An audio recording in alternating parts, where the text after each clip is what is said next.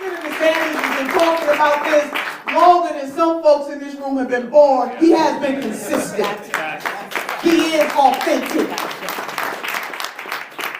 And you know, he didn't have a rough few days.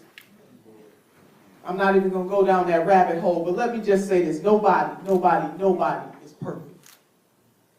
But what I do know about the senator is his heart and his intention and how he has fought throughout his entire career to shore up working class people, black, brown, white, yellow, red, all over this country for all of his career. And it's just really unfortunate that we have people in this country who pounce on every single opportunity there is to tear somebody down. It's unfortunate.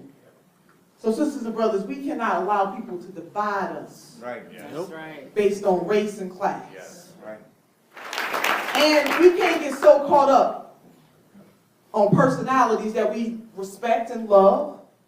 We got to challenge even people who we respect. Right. And right is right and wrong is wrong. And sometimes we will disagree. But we can disagree without trying to tear that person down personally. I'm talking about personally.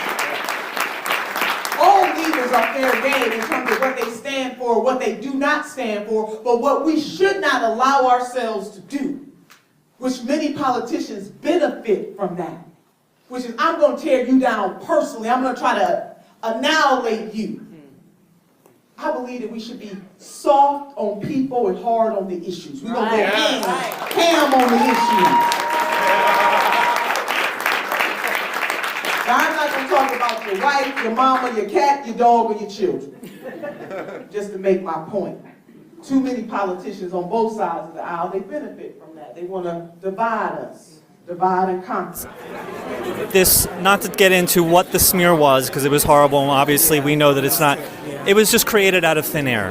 And why they even had to use the excuse of a real event to do it is actually strange to me. Why not just make it up completely if you're going to be so, outlandish? But my question is, as someone who's knocks on doors and will be knocking on doors in a year again, knocked on doors 3 years ago, is on social media and talks to friends, and we are on the board of our revolution for South Jersey. Thank you for that. Thank you.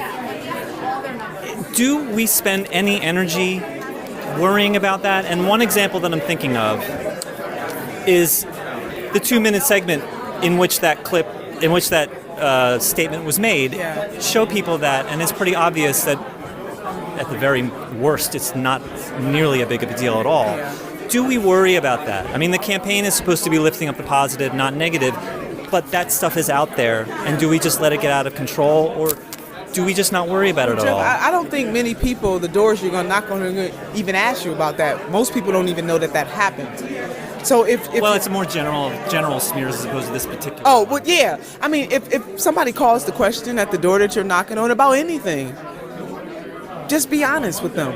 But I believe the vast majority of people whose doors that you're going to knock on, they are going to want to hear about how they can help to make this country better. And whoever you're knocking on that door for, what's going to be their policy position to help do that and not get caught up, because they don't have the luxury to get caught up in these smears. But if somebody asks you directly about a policy of Senator Sanders or any candidate that you're supporting, I would just be honest with them, because people love that authenticity and honesty. But we shouldn't get caught up in that. I don't think that is going to address it, acknowledge it, but don't dwell on it. Don't dwell on it, yeah. Okay, good.